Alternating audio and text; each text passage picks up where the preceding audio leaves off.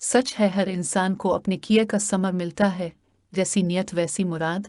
लेकिन हम में से बहुत से इंसान ऐसे हैं जो अपने जज्बात के हाथों खिलौना बन जाते हैं। नफस तो बिलाशुबा शुतर बेमहार है, ये एक बेलगाम घोड़ा, और जब तक अक्ल इसको लगाम नहीं डालती, ये इंसान को गुनाह की अता गहराइयों में गिरा देता है। मैंने भी अपने जज्बात को मुकद्दम जाना और नफस के हाथों ऐसी जली के जल कर राख हो गई। इस जले हुए सिया और बदसूरत जिस्म में अगर रूह तवाना और अलिफ जली होती तो ये बदसूरती शायद दुनिया के लिए ना सही, खुद मेरी ज़ात के लिए तो काबिल बर्दाश्त हो जाती। लेकिन जिस्म की इस अजियत से ज़्यादा तकलीफ़ में मेरी रूह कराहती रही है, इसकी करा कोई नहीं। मैं इस अजाब में गिरफ्तार हुई, ये इस अजाब से तो बहुत ही कम है जो मुझ ऐसी बेवफाओत अपने बावफा जीवन साथी की झोली में डाल देती है। सिर्फ अपने लहात सिख को पाने के लिए मैंने भी अपने बेहद चाहने वाले शौहर के साथ ऐसा ही जुल्म किया था। ताहिर ने मुझसे बड़ी चाहत से शादी की। उसने माल और दौलत, प्यार, मोहब्बत सभी कुछ मेरे कदमों में ढेर कर दिया। मुझे पाकर वो दुनिया के सब रिश्तों को भला बैठा था। अपनों दोस्तों सभी के प्यार को पसपुष्ट डालकर बस एक मेरे सवा, उनको किसी की भी चाहत ना रही थी। ताहिर कहा करते थे, शानील, तुम्हारा अदल मेरी पनाह है और तुम्हार अकरब मेरी जिंदगी। तुम सोच भी नहीं सकती कि तुम्हारे बगैर मैं खुद को क्या महसूस करता हूँ। लगता है कि अगर तुम ना रहोगी तो मैं भी मदूम हो जाऊं। सोचो कि अगर कभी तकदीर हमको जुदा कर दे तो मेरी जिंदगी कैसी हो जाए। मुझे यकीन है मैं पागल हो जाऊंगा और गलियों में मारा मारा फिरूंगा। अब सोचती हूँ कि उनको इसी बात की सजा मिली कि उन्होंने मुझसे बेतहाशा क्यों मोहब्बत की, मेरा क्यों इतना भरोसा किया कि इंसान बहुत ज्यादा भरोसे की चीज नहीं है। हमारी शादी को एक ही माह गुजरा था। सहेलियां मुझसे मेरे दूल्हा के बारे में कुरेद तो मैं उनको ताहिर की कही बातें सुनाती।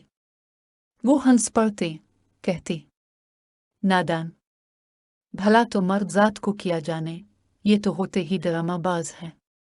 खूबसूरत मुकालमे तो उनके जहन में इस तरह जन्म लेते हैं जैसे चरागों में रोशनी फूटती है।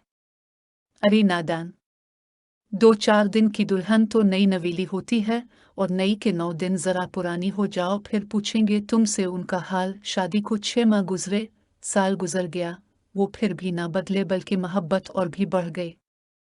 कुर्ब में प्यार के बंधन और मजबूत कर दिए। मुझे सहेलियों की बातें झूठी और हासिद लगने लगी। ताहिर वाकई मुझसे ऐसी मोहब्बत करते थे कि मैं निगाहें फेरूंगी तो ये दीवाने हो जाएंगे। उन्हीं दिनों ताहिर का खालाजाद राहत हमारे घर आकर ठहरा। इसका मेरे साथ देवर का रिश्ता बनता था, सो वो मुझे भाभी कहता था और मैं इसको नाम से ही बुलाती थी। 2-4 दिनों में खुल गया कि देवर भाभी का रिश्ता मजाक का भी होता है। राहत चूनचाल तबीयत का एक लाउबाली नौजवान था। दिलचस्प बातों से हर वक्त हंसना हंसाना इसका मशाला था। वो जरा जो घर से बाहर चला जाता, मुझ पर 4 दीवारी का बोझ बढ़ जाता और घर की दीवारें तन्हाई का अहाता मालूम होता। ताहिर सेल्फ मेड आदमी थे। उनके माँ बाप वफात पा गए थे, कोई बहन भाई न था। वो पहले से मेहनती थे, मुझसे शादी के बाद और ज्यादा मेहनती हो गए। वो मेरे लिए ही तो मेहनत करते थे ताकि ज्यादा से ज्यादा जिंदगी के सुख और खुशियों के असबाब इकट्ठे कर सकी। सुबह को गए, शाम को घर लूटते। राहत के आने से पहले मैं अकेले घर में पिल पिल के गुजरने का हिसाब रखा करती। जब से वो हमारे घर रहने लगा तो इस तन्हाई को जुबान मिल गई। इसकी मज़ेदार हंसने हंसाने वाली बातें मेरे दिल को एक तरह से लुभाने लगे। राहत की हमारे शहर में मुलाजमत हो गई थी।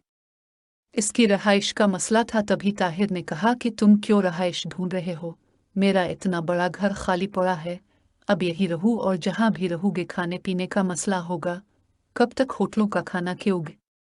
ताहिर ने तो नेकी की, इसको क्या खबर थी कि नेकी गिले पड़ जाएगी। राहत सुबह 7 बजे चला जाता था और 2 बजे तक लूट आता, जबकि ताहिर रात गए आते थे। वो कारखाने की देखभाल भी करते थे और माल कारीगरों से बनवाकर सप्लाई भी करते थे। साल भर की रफाकत में राहत की तारीफों ने मुझे अपने सिहर में जकड़ लिया। मैं शादी के बाद साथी के एक नए मफहूम से आशना हुई। मैंने जाना कि जिंदगी के साथी और रूह के हम सफ़र में बड़ा फ़र्क होता है। वो समाजी रिश्ता है और ये दिली रिश्ता है। कुछ खुशकिस्मत जोड़ों में समाजी रिश्ते में ही दिली रिश्ते की मिठास भी मुयस्सर आ जाती है, और कुछ बदकिस्मतों को एक साथ रहकर भी साथी के साथ का मधुर एहसास नहीं मिलता।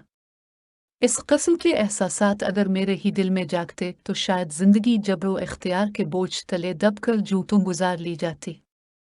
ये एहसास राहत के दिल में भी जलतरंग बजाने लगा था। फिर ये जलतरंग मुनज़ोर तूफान की सूरत इख्तियार करने लगा। ऐसी सूरत में कभी कभी इस आरज़ू से आंखें चुराना मुश्किल हो जाता जो शजर ममनू की तरह हलाकत खेज होती है। हमारे रवैये बदलने लगे, तौर अतवार से कुछ अनहोनी बातें झलकने लगे, हमारे रवैयों ने चुगली खाए। ताहिर ने भी एक दिन जान लिया कि इसके घर के अंदर दो अपनों ने किसी को गैर करार दे दिया है। रफ्ता रफ्ता बहुत छुपाने पर भी वो एहसासात अयां हो गए जिनको कोई गैरतमंद शौहर बर्दाश्त नहीं कर सकता। ताहिर ने पहले खफगी दिखाई, फिर सख्ती बरकी और तलाक की धमकी दे दी। ये धमकी उनका सबसे नाकाम हरबा था।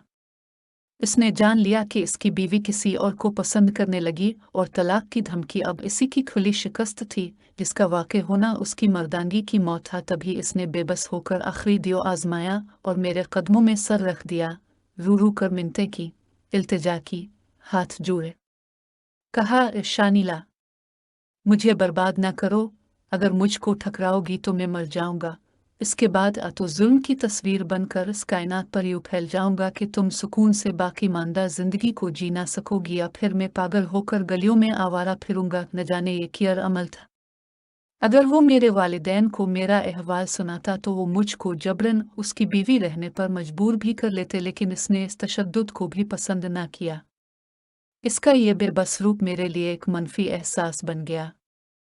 अब मेरे दिल में नहीं नहीं की जिद ने समंदर बनकर ऐसा शोर मचाया कि जिसमें उसकी हर इल्तिजा, हर मिन्नत, हर आवाज़ बह गई। इसकी मोहब्बत मेरी नज़रों के सामने एक मुर्दा तन बनकर फूलने लगी। मैं खुद को समझा समझा कर थक गई, लेकिन मुझ में समाये तमाम जज्बों ने मिलकर एक साथ महाज बना लिया कि अब मैं इस शख्स के साथ नहीं रह सकती थी। मुझे खुद को संभालना मुश्किल हो गया। तब मैंने ताहिर के साथ ऐसा एहानत आमेज सलूक किया कि वो अगर मुझसे इस कदर मोहब्बत न करता तो मेरा अगला ही उबा देता, लेकिन मुझे कोई गज़न पहुँचाए बगैर सब्र किया और खामोशी से मेरी ज़िंदगी से चला गया। उसने मुझे शादी के बंधन से आज़ाद कर दिया ताकि मैं अपनी खुशी और मर्जी से जी सकूं, मगर ईसा करके वो खुद जीते जी मर गया। इद्दत की मुद्दत भी है ने ताहिर के घर पर गुजारी और फिर राहत से निकाह कर लिया। गोया हम दोनों ने ताहिर को रोंदते हुए एक दूसरे को पा लिया। हमारी रूहें जो एक दूसरे के लिए बेचैन थी, इनको करार आ गया। कुदरत का निज़ाम और तरह का है, और इंसान की सोचें और। मेरी नज़र में कुदरत का निज़ाम यह है कि जो दूसरों की खुशियाँ मिसमार करके अपने महल तामीर कर लेते हैं, वो महल ज़्यादा दिनों तक बाकी नहीं रहते। हमारे साथ भी यही हुआ। जल्द ही मोहब्बत के महल रेत के घरौंदों में बदल गए। एहसास नदामत की चट्टान भी पाश पाश होकर हम दोनों पर गिरी कि हम उसके नीचे दबकर रेजा रेजा हो गए। ताहिर आखिर राहत का भाई था। औरत की मोहब्बत वक्ती साबित हुई और खून के रिश्ते ने देर पा होने का सबूत दिया। अब राहत उठते बैठते मुझे बुरा भला कहने लगा। खुद इस जुर्म में बराबर का शरीक होकर भी मुझ अकेली को मुजरिम गर्दानता था, और खुद के किए की सज़ा भी मुझको देने लगा। मोहब्बत का खुमार उतरते ही मुझ पर लानत भेजने लगा और भाई की खुशियों का कातिल कहने लगा। कहता कि उसे खटिया औरत, तूने औरत की अजमत को पारा पारा कर दिया और मुझे भी एहसान फरमोश बना दिया। तो इस लायक नहीं कि कोई तुझे अपनी शरीक हयात बनाए। मैं किस कदर बदनसीब मर्द हूं कि तुझ जैसी गिरी हुई औरत को अपनी बीवी बना लिया। शायद हम में तलाक हो जाती, लेकिन शादी के 3 सालों में ही बच्चे हमारे दरमियान एक ऐसा मुआहदा बन गए कि जिसको तोड़ डालना हमारे बस की बात ना लगती थी। अब मैं इस वक्त को कोसती जब मैंने ताहिर को नाकाबिल बर्दाश्त अजियत के आलू में धकेला था और जज्बात की झूठी जन्नत बनाई थी। राहत इन घड़ियों पर लानत भेजता था जब उसने एक औरत की खातिर अपने भाई का घर ढाया, इसके अरमानों का खून कर दिया और उसकी इज्जत पर डाकू बनकर टूटा था। कुछ अरसा ताहिर को कहीं करार न आया। वो भटकता फिर अलिफ और फिर तन आकर हमारे ही कूचे में लूट आया, क्योंकि उसका मकान भी इसी गली में था। वो दीवाना सा हमारी गली में बैठा रहता, जिस पर मोहल्ले के लोग रहम खाते थे। महल्ले के लड़के इसको पत्थर मारते तो वो न जाने किसको बद दुआएं दिया करता, मुन ही मुन बड़बड़ाता, जाने क्या कहता रहता कि इसकी मुहम्मल बातें किसी की समझ में ना आती थी, लेकिन हम दोनों खूब जानते थे कि वो क्या कहता है। हर कहानी का कोई ना कोई अंजाम तो ज़रूर होता है, मेरी कहानी का भी हुआ। एक रोज़ राहत मुझसे लड़कर घर से चला गया, वापस आया तो इसके बाजोहे पर उसके भाई की लाश थी। ताहिर दीवाना सड़क पर मुर्दा पड़ा हुआ था, फटे हुए कपड़ों से बदबू आ रही थी, सर के बाल उलझे हुए थे और जेब में नशे की पुड़ियां थीं जिनकी वजह से इसकी ऐसी हालत हो गई थी। राहत ने रोते हुए कहा, ये बेगैरत औरत, ये देखे, मीर अबे मर गया है। उसकी माँ न सिर्फ मेरे सगी खाला थी बल्कि ये मेरा दूध शरीक भाई भी था। कातिला, अब इसकी मौत पर आंसू ना बहा। अगर अपनी बेवफाई का अजाला करना ही चाहती है तो खुदकशी कर ले कि तेरी रूह इसकी रूह के आगे शर्मंदा हो जाए और उसको सुकून मिल जाए। राहत ने ही इस लावारिस के कफन दफन का इंतज़ाम किया और उसके बाद वो घर से चला गया। राहत की आदत थी, वो ऐसे ही नाराज़ होकर घर से चला जाता था। दो एक रोज़ बाद बच्चों का ख्याल करके लूट आता, लेकिन इस रोज़ जाने मुझे क्या हुआ कि इसके खुदकशी के ताने पर मैंने खुद को कमरे में बंद करके आग लगा ली। मैं समझी थी कि मर जाऊंगी तो उसे भी राहत मिल जाएगी और अपने बच्चे भी खुद संभाल लेगा, मगर ऐसा ना हुआ।